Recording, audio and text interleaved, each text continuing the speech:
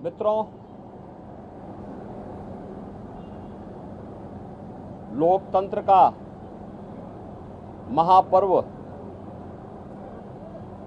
लोकसभा चुनाव 2024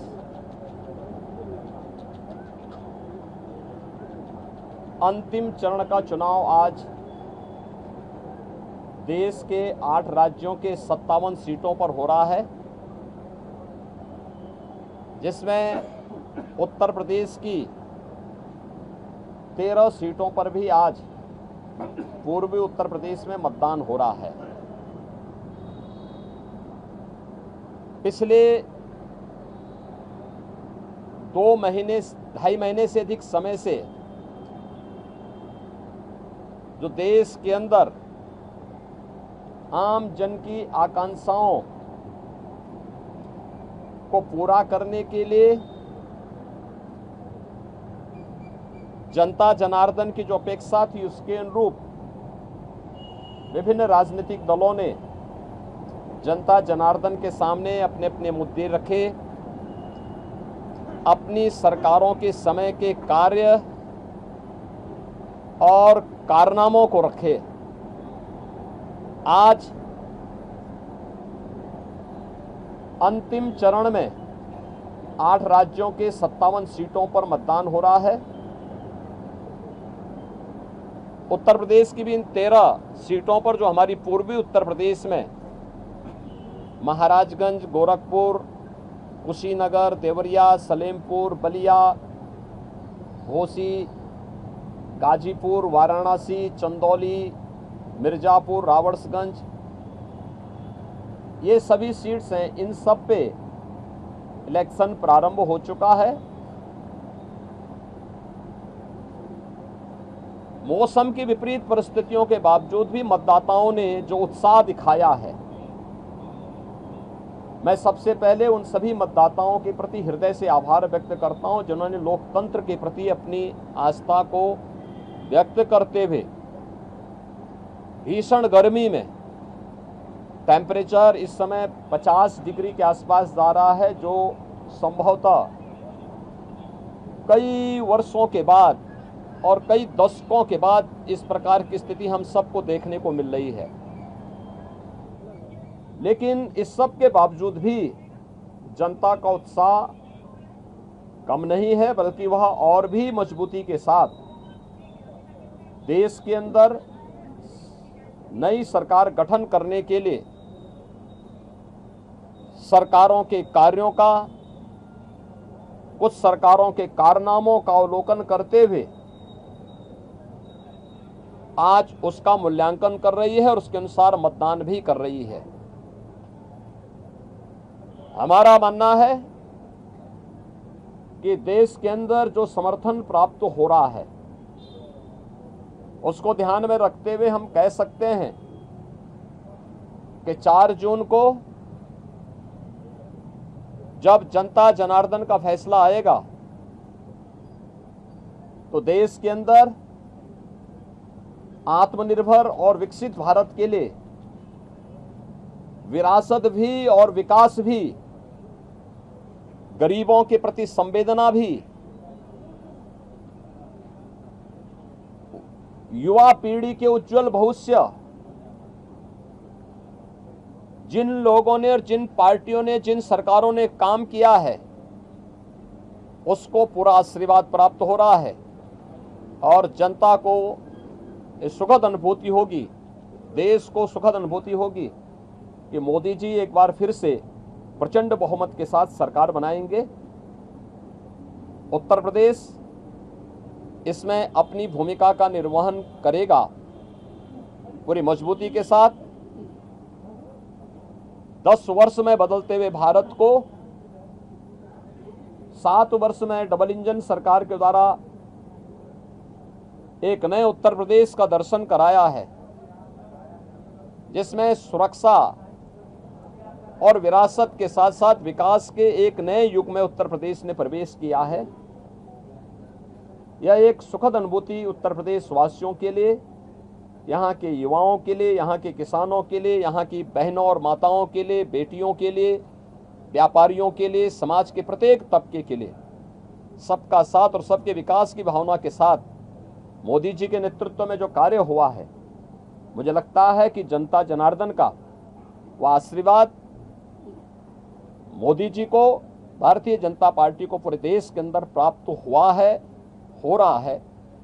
और आज 7वें चरण में भी पूरे देश के अंदर जो उत्साह देखने को मिल रहा है। अभी प्रातःकाल मौसम बहुत सुहावना है।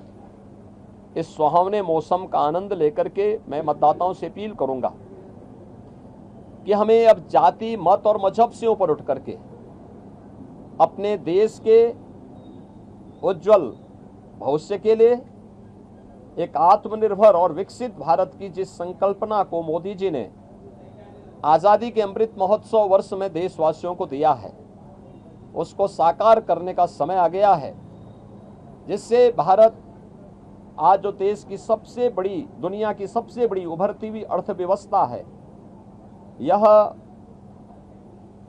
आगामी 3 वर्ष में दुनिया की तीसरी बड़ी अर्थव्यवस्था, 2047 तक भारत को दुनिया के विकसित देशों की श्रेणी में खड़ा करके हर एक नागरिक के जीवन में खुशहाली लाने के लिए कार्य किया जा सके।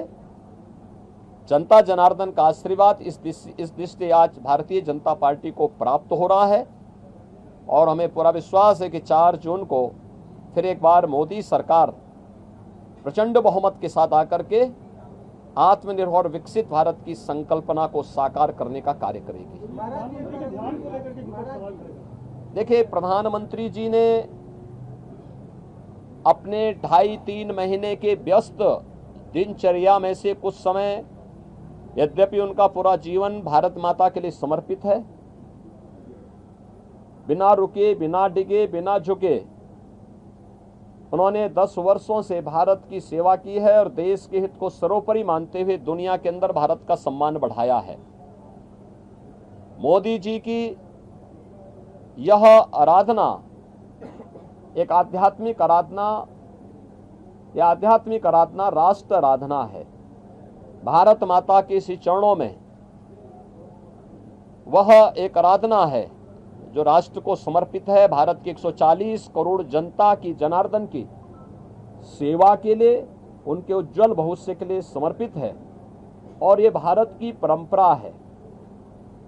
जो लोग भोग में लिप्त हैं, भ्रष्टाचार में लिप्त हैं, अनाचार दुराचार में लिप्त हैं, वे लोग आध्यात्मिक आराधना के महत्व को नहीं समझ सकते।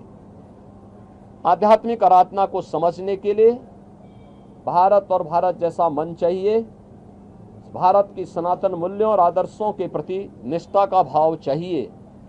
जिनके मन में भारत के प्रति आस्था का भाव नहीं है, भारत के सनातन मूल्यों और आदर्शों की ध्वजियां उड़ाना जिन्होंने अपने जीवन का उद्देश्य समझ लिया था और जिनके कारनामों से जनता उनको बार बार ठुकराई है, वे लोग मोदी जी के इस ध्यान साधना और इस राष्ट्र आराधना का मखौल भले ही उड़ा सकते हैं, लेकिन जनता जनार्दन अपने नेता के समर्थन में और उनके पूरे कार्यक्रमों के साथ, पूरे समर्पित भाव के साथ जुड़ी हुई है। और जनता जनार्दन का पूरा आशीर्वाद, पूरा स्नेह मोदी जी के साथ में है।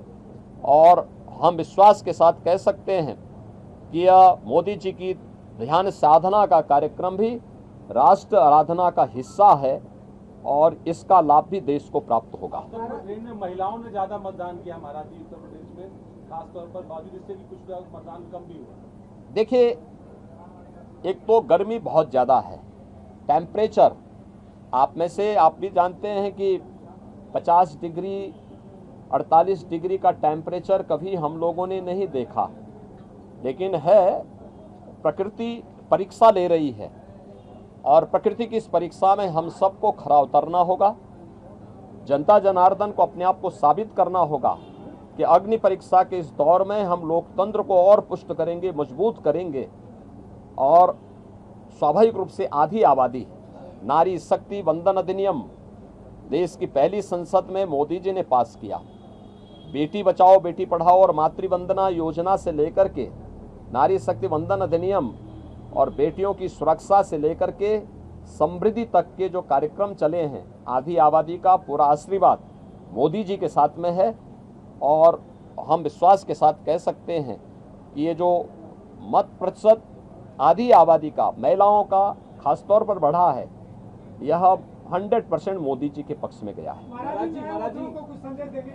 हाँ, मैं युवा मतदाताओं से कहूंगा कि नया भारत जो इंफ्रास्ट्रक्चर से युक्त है, सम्मान प्राप्त कर रहा है, सुरक्षा का एक बेहतर माहौल जिसने दुनिया के अंदर बनाया है, यह उनके उज्जवल भविष्य के लिए है। मोदी जी की इस परिकल्पना में उन्हें आगे आकर के बढ़ चढ़ करके भाग लेना चाहिए, लोकतंत्र को और मजबूत करना चाहिए। जो लोग अपनी हार से पस्त होकर के गुमराह करने का प्रयास कर रहे हैं, मुझे लगता है कि उनके बहकावे में ना आए, मतदान करें। उज्जवल भविष्य के लिए, उज्जवल भारत, आत्मनिर्भर भारत में ही हम सब का भविष्य है, युवाओं का, अन्नदाता किसानों का, महिलाओं का, समाज के प्रत्येक व्यक्ति का। और मोदी जी ने तो 4 जातियां देश के अंदर कही। उन्होंने कहा देश के अंदर केवल 4 ही जाति है, उसमें से एक युवा है, एक महिला है, एक गरीब है, एक अन्नदाता है। इन 4 वर्ग को प्रतिनिधित्व करने के लिए मोदी जी ने देश के अंदर जो कार्य किए हैं उसको ध्यान में रखते हुए जनता जनार्दन उनको अपना पूरा आशीर्वाद देगी। धन्यवाद। INTI जो अलायंस है आज वो एक रिव्यू मीटिंग कर रहा है, रिजल्ट्स आने से पहले आज पूरे दल बैठेंगे और साझा बातचीत करेंगे। ये वे अंतिम बार बैठेंगे, क्योंकि 4 के बाद ये जितने दल हैं उतने उसमें फाड़ होने वाले हैं। दोनों एक दूसरे के ऊपर दोषारोपण करेंगे, एक दूसरे को गाली देंगे। अच्छा है उससे पहले एक बार ठंडाई पी लें, जिससे गाली गलोच कम हो। महाराज जी, अखिलेश यादव ने ट्वीट किया है और कहा है कि वोटर जो है सतर्क रहे, धांधली का आरोप लगाया। देखिए, दोषारोपण किसी पे तो करना ही है। जिनको प्रदेश में 80 सीटों पर चुनाव लड़ने के लिए वोट जो है कैंडिडेट नहीं मिले, तो आज किसी पे तो लगाना था। ईवीएम पे यानी ईवीएम पे दोषारोपण करते करते थक चुके हैं। अब वह इस प्रकार का आरोप लगा रहे हैं। अरे यही प्रदेश है, लोकतंत्र का ऐसा माहौल मत उड़ाओ। यही प्रदेश है। कौन नहीं जानता है कि इनका लोकतंत्र में कोई निष्ठा नहीं है। ये हल्ला बोल के माध्यम से अराजकता पैदा करने वाले लोग हैं। माफिया सरगनाओं को, अराजक तत्वों को और आतंकवादियों को अपने गले का हार बनाने वाले लोग हैं। और ये लोग इस प्रकार की बातें करते हैं, बड़ी हास्यास्पद बातें होती है। चुनाव निष्पक्ष हैं। भारत निर्वाचन आयोग पूरी निष्पक्षता के साथ इलेक्शन करवा रहा है और इलेक्शन पूरी व्यवस्था भारत निर्वाचन आयोग के मार्गदर्शन और नेतृत्व में पूरे देश के अंदर चल रही है, प्रदेश में भी चल रही है। भारत निर्वाचन आयोग जहां पे कहीं भी कोई शिकायत मिलती है त्वरित एक्शन लेकर के कार्रवाई भी करती है। लेकिन समाजवादी पार्टी की चूंकि लोकतंत्र में निष्ठा नहीं है, बाबा साहब भीमराव अंबेडकर और उनके द्वारा बनाए गए संविधान का हमेशा इन्होंने अपमान किया है। दुर्दांत माफिया और आतंकवादियों को शागिर्द वाले लोग, इनसे लोकतंत्र की बात, इनके मुंह से ईमानदारी की बात, इनके मुंह से कोई कार्य शुचितापूर्ण तरीके से हो जाए, ये बहुत हास्यास्पद लगती है। और इसलिए जैसी करनी वैसी भरनी।